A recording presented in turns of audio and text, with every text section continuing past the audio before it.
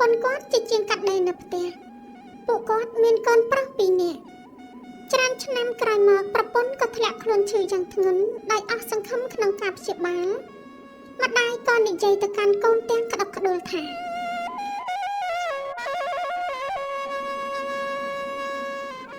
កូនសម្លាញ់ទាំងពីរម៉ែគ្មានអ្វីចែកជូនកូនទេមានតែមកចូលពីដើមនេះទេនិយាយដល់ត្រឹមនេះម្ដាយក៏ស្លាប់បាត់បង់ជីវិតក្នុងពេលនោះទៅមួយឆ្នាំក្រោយមកដោយសារតែគ្មានអ្នកថែរក្សាកូននិងមើលផ្ទះសម្បែងពូសុកក៏យកប្រពន្ធថ្មីម្នាក់ទៀតហើយក៏មានកូនស្រីម្នាក់ទៀតដែរប៉ុន្តែនាងជាម្ដាយចង់មិនចូលចិត្តក្មេងប្រុសទាំងពីរនាក់នោះសោះថ្ងៃមួយពេលឪពុកទៅធ្វើស្រែបាត់ម្ដាយក៏បានធ្វើនំគមដល់ពេលនំឆ្អិនម្ដាយនិយាយទៅកាន់កូនប្រុសទាំងពីរនាក់នោះថាពួកឯងកុំអាលហូបនំអីត្រូវចាំពុកឯងត្រឡប់មកវិញនិយាយរួចក៏ងាកមកបញ្ចុកកូនស្រីធ្វើប្រងើយពីអ្នកបងប្អូនទន្ទឹងចាំមើលផ្លូវឪពុករហូតដល់ពេលល្ងាចគ្រាន់តែឃើញពុកមកដល់ផ្ទះភ្លាមក៏នាំគ្នាទៅយកនំគមមកហូបទាំងក្តីស្រេកឃ្លាន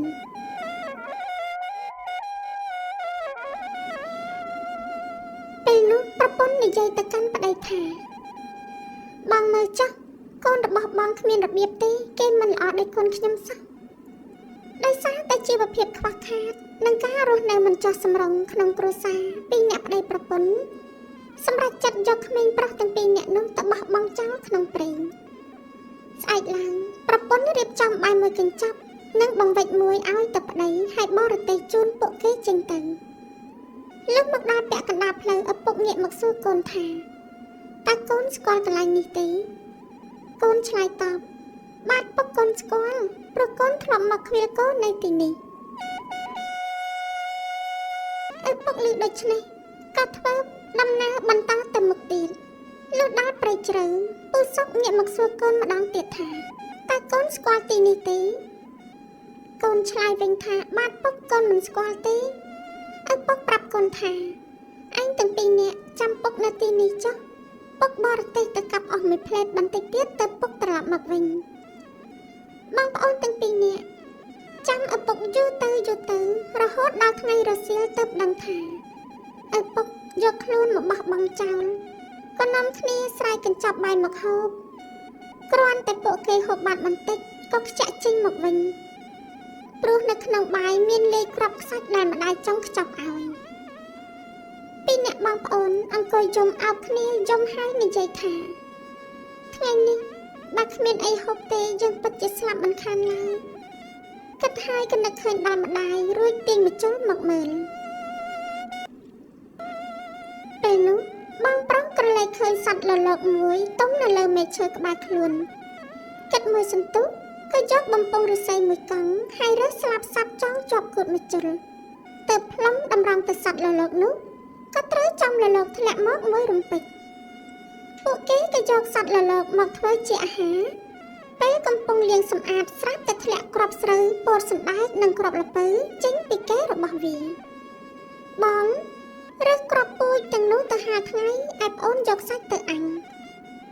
ពីអ្នកបងប្អូននាំគ្នាកាប់ឈើនិងស្លឹកធ្វើជារោងមួយនៅទីនោះ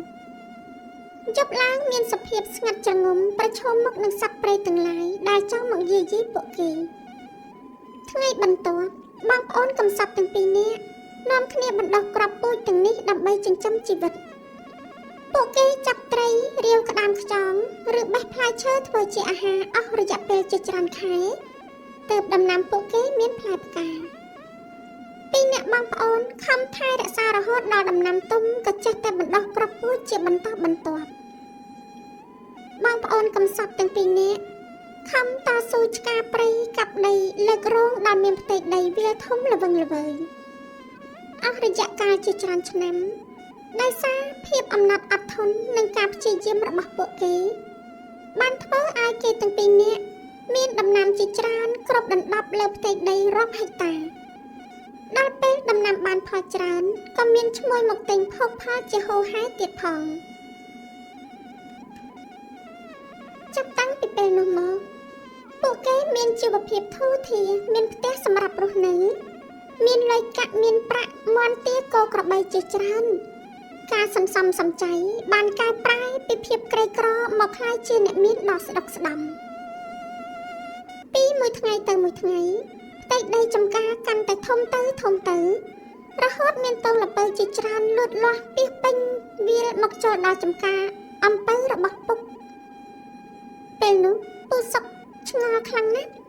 ហើយគិតថាតើនរណាដាំល្ពៅចូលក្នុងដីរបស់យើងដូច្នេះគាត់ក៏សាកល្បងដើរតាមតោងល្ពៅនោះដើម្បីទៅរកម្ចាស់ចម្ការថ្មីពូសុកធ្វើដំណើរយ៉ាងយូរទៅមកដល់ផ្ទះម្ចាស់ចម្ការ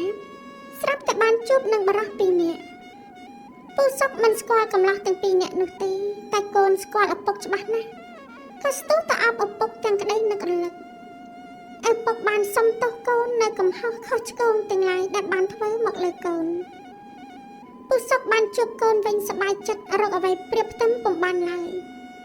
ឪពុកនិយាយទៅកាន់កូនថាកូនមានឪពុក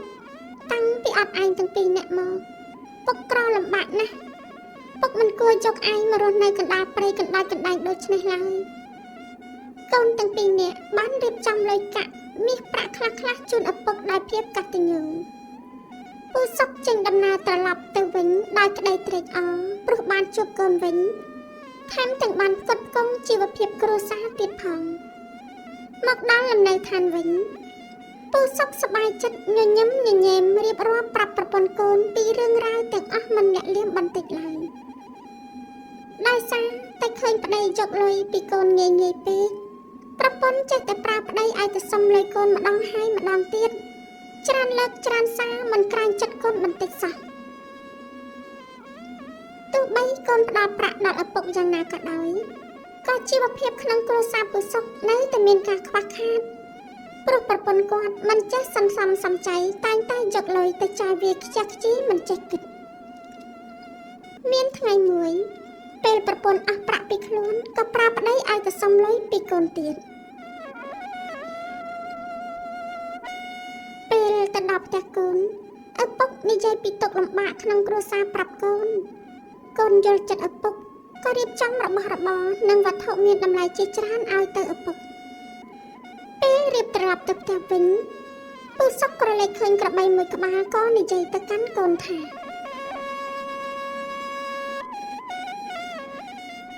បងវិចនេះធ្ងន់ណាស់ពុកស្ពាយមិនរួចទេកូនឲ្យក្របីពុកមួយមកគ្រាន់ពុកជិះត្រឡប់ទៅផ្ទះវិញព្រោះពុកចាស់ហើយកូនមិនប្រកែកក៏ដឹកក្របីប្រគល់ឲ្យឪពុកភ្លាមបន្ទាប់មកឪពុកស្ពាយបងវិចជិះក្របីចេញទៅពេលមកដល់ភូមិមួយមានឆ្កែជាច្រើនគ្រាន់តែឃើញក្របីភ្លាមស្ទុះដេញព្រុសខំធ្វើឲ្យក្របីភ័យខ្លាចរត់ភៀសខ្លួនបាត់ទៅ